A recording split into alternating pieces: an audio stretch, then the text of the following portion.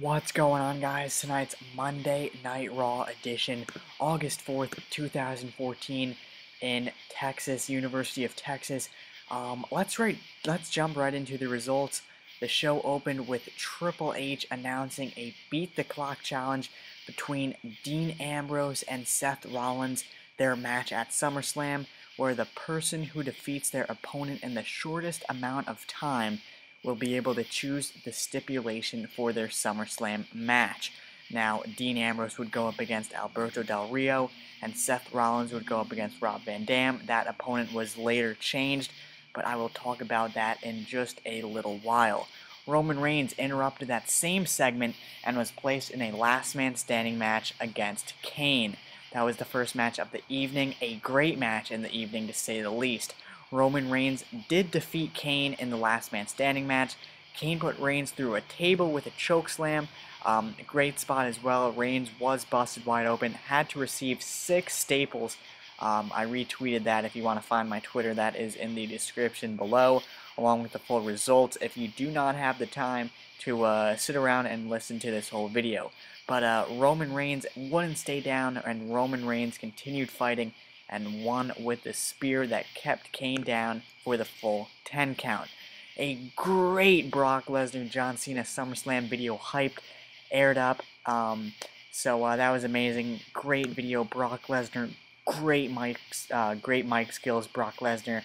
An amazing promo. And now, officially, earlier in the day, I read an article. It was a Paul Heyman interview, and now Paul Heyman was talking about the whole promo that aired on the show, and he said that Brock Lesnar came up all of that on his own. It was no writers behind it, and you could tell Brock Lesnar was pretty solid. Didn't back down and said exactly what he meant, and that's what made the promo great. And now I'm looking forward to SummerSlam even more, especially the Brock Lesnar John Cena match. So definitely check out that video if you haven't already. Just type in Brock Lesnar John Cena SummerSlam video. It's on the WWE page, so check that out. Mark Henry returned and defeated Damien Sandow. Sandow was dressed as an Oklahoma Sooner. Being in Texas, Mark Henry, Silsbee, Texas native, returned and quickly defeated him with a World's Strongest Slam. If you want to hear more on that, please check the previous video on this channel. Recorded that video a little bit earlier than this one, so please check that out. Dean Ambrose defeated Alberto Del Rio, the first match of the Beat the Clock challenge, in a pretty long match. It took Dean Ambrose to hit the Dirty Deeds. Didn't hit it, failed the first time, second time didn't get it, and the third time finally hit Del Rio with the Dirty Deeds after a 15-minute and 32-second time. So Seth Rollins and Rob Van Dam a little bit later in the evening would have to beat the time set by Dean Ambrose of 15 minutes and 32 seconds. Pretty solid match. Alberto Del Rio pretty brutal to Dean Ambrose in the match, ripped the shoulder cast off him, but nonetheless Dean Ambrose did set the time for later in the night.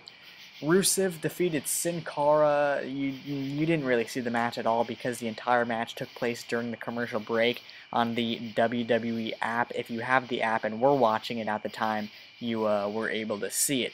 Rusev and Lana got into another argument which was televised with Jack Swagger and Zeb Coulter. The segment just ended with Rusev beating up Swagger, and it was announced on SmackDown, I believe, but further announced tonight on Raw that Rusev will go up against Jack Swagger at SummerSlam in a flag match. So up next we had Dolph Ziggler versus Cesaro. Cesaro's losing streak continues, but Dolph Ziggler's winning streak continues. So nothing bad to complain about unless you're obviously a Cesaro fan like me, but I am also a Ziggler fan, so pretty solid. Dolph Ziggler won a very short match also.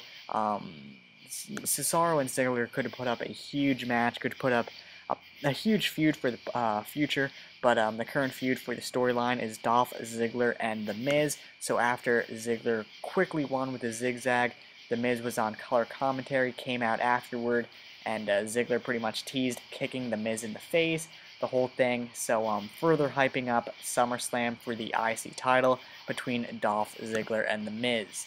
Goldust and Stardust defeated Ryback and Curtis Axel. Ryback with a reverse STO called Dark Matter. So Goldust and Stardust returned to in-ring action last few weeks, just been cutting promos, but once again go up against Ryback and Curtis Axel, but they did pick up the win.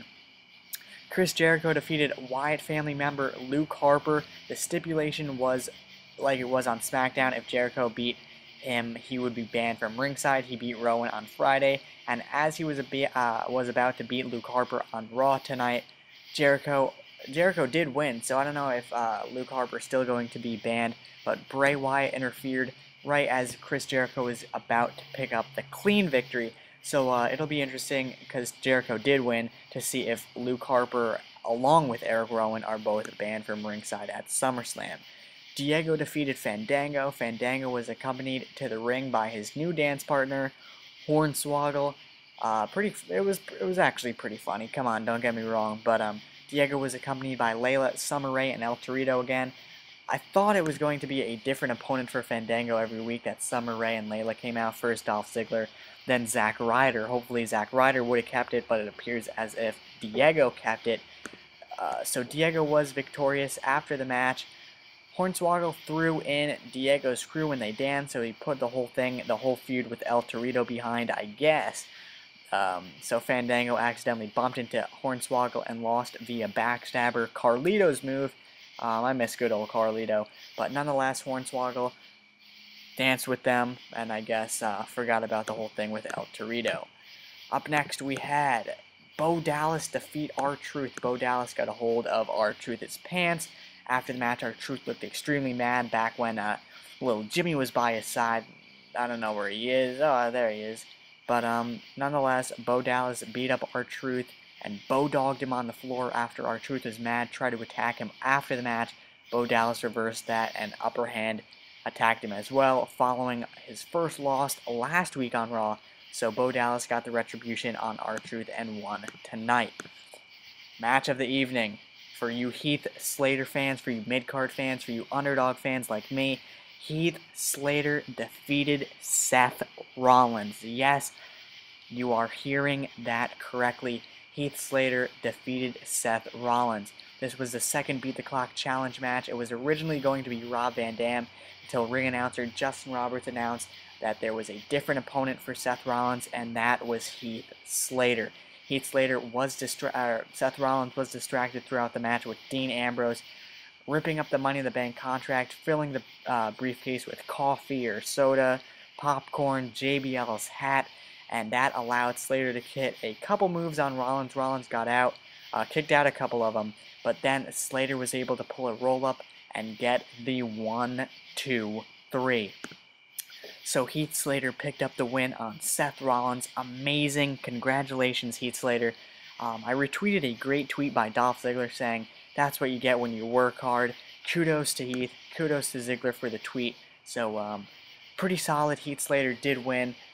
I don't care if it was that it wasn't Zack Ryder or someone like that. I mean, don't get me wrong, I would have loved it to be him, but Heath Slater was able to pick up the win.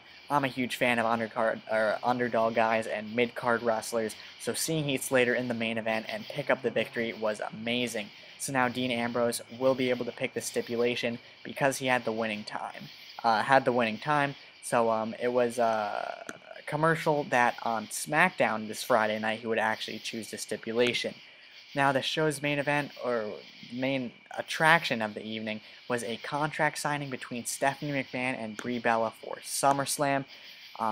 Brie threatened Stephanie. Stephanie pretty much threatened her as well. They both signed it, and Stephanie threw the book at Nikki Bella, gave Nikki Bella a pedigree. Triple H pushed the table into the corner with Brie still sitting down, so Brie couldn't fight back. After Stephanie McMahon pedigreed Nikki, Brie slapped Triple H, got up, tried to attack Stephanie, but Stephanie delivered another pedigree to Brie this time. So 2 pedigrees, one night, Stephanie McMahon getting the upper hand, giving a devastating pedigree to both Brie and Nikki Bella. So Stephanie stands tall 2 weeks until WWE SummerSlam. Mark Henry returned, Stephanie stood tall, and Heath Slater got the win. Monday Night Raw, August 4th, 2014.